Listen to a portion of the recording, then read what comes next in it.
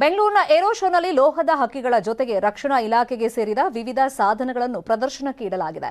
ಭಾರತೀಯ ಸೈನಿಕರಿಗಾಗಿ ವಿಶೇಷವಾಗಿ ಫ್ಲೈಜೆಟ್ ಸೂಟ್ ನಿರ್ಮಿಸಲಾಗಿದೆ. ಈ ಸೂಟ್ ಅನ್ನು ಹೆಲಿಕಾಪ್ಟರ್ ಬದಲಿಗೆ ಚಿಕ್ಕ ಚಿಕ್ಕ ಪ್ರದೇಶಗಳಲ್ಲಿ ಒಬ್ಬರೇ ಸೈನಿಕ ಹಾರಿ ಹೋಗೋದಕ್ಕೆ ಈ ಸೂಟ್ ಬಳಸಬಹುದು. ಈ ಸೂಟ್ 40 ಕೆಜಿ ತೂಕ ಹೊಂದಿದ್ದು 10 ಕಿಲೋಮೀಟರ್ ವರೆಗೂ ಹಾರಾಟ ನಡೆಸುವಂತ ಸಾಮರ್ಥ್ಯ ಹೊಂದಿದೆ. ಇನ್ನು ಈ ಫ್ಲೈಜೆಟ್ ಸೂಟ್ನ ವಿಶೇಷತೆ ಏನು ಅಂತ ಹೇಳಿ ನಮ್ಮ ರಿಪೋರ್ಟರ್ ಶರಣು ಹಂಪಿ ಎಕ್ಸ್ಪ್ಲೈನ್ ಮಾಡಿದ್ದಾರೆ, ನೋಡೋಣ.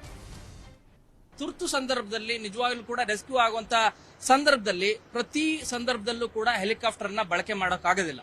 ಅಂತ ಸಂದರ್ಭದಲ್ಲಿ ಬಳಕೆ ಮಾಡಲಿಕ್ಕೆ ವಿಶೇಷವಾದಂತ ಜೆಟ್ ಸೂಟ್ ಅನ್ನ ತಯಾರು ಮಾಡಿದ್ದಾರೆ. ಈಗಾಗಲೇ ಇಂಡಿಯನ್ ಆರ್ಮಿಗೂ ಕೂಡ ಪ್ರಪೋಸಲ್ ಅನ್ನು ಕೂಡ ಕೊಟ್ಟಿದ್ದಾರೆ.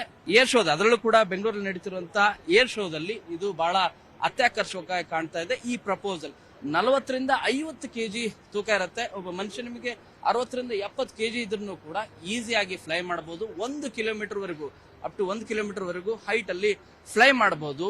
ಸರ್, ಇದರ ಸ್ಪೆಷಾಲಿಟಿ ಏನ್ ಸರ್? ಏನು ಹೇಗೆ ವರ್ಕ್ ಆಗುತ್ತೆ? ಇದು ಫಸ್ಟ್ ಪ್ರೊಡ್ಯೂಸ್ ಮಾಡುತ್ತೆ, ಜನರೇಟ್ ಮಾಡುತ್ತೆ. ಅಂಡ್ 4 ಟರ್ಬೋಜೆಟ್ ಎಂಜಿನ್ಸ್ ಕೈಯಲ್ಲಿದೆ. ಇದನ್ನ gauntlets. So this is the gauntlet and these are the turbojet engines. 30 litre diesel tank ಇದೆ. ಅಂಡ್ ಸೇಫ್ಟಿಗೆ, ಪೈಲಟ್ ಸೇಫ್ಟಿಗೆ we have given utmost importance. ಅದ್ರ ಮೇಲೆ ತುಂಬಾ ಎಂಫಸಿಸ್ ಮಾಡಲಾಗಿದೆ. All the flight parameters, fuel ಎಷ್ಟಿದೆ, ಸ್ಪೀಡ್ ಎಷ್ಟು ಹೋಗ್ತಾ ಇದೀವಿ, ಆಲ್ಟಿಟ್ಯೂಡ್ ಎಷ್ಟಿದೆ. Pilot is completely protected. ತುಂಬಾ ಚಿಕ್ಕ ಚಿಕ್ಕ ಏರಿಯಾಗಳಿರ್ತದೆ, ಗಲ್ಲಿರುತ್ತೆ, ಅಲ್ಲೆಲ್ಲ ಹೆಲಿಕಾಪ್ಟರ್ ಹೋಗಕ್ ಆಗೋದಿಲ್ಲ. ಸೊ ಅಂತಲ್ಲಿ ಆಪರೇಟ್ ಮಾಡಬಹುದು, ಆಪರೇಷನ್ ಮಾಡಬಹುದು, ಡೆಫಿನೆಟ್ಲಿ ಮಾಡಬಹುದು. ಎಲ್ಲಿ ಬೇಕಾದ್ರೂ ಟೇಕ್ ಆಫ್ ಮಾಡಬಹುದು.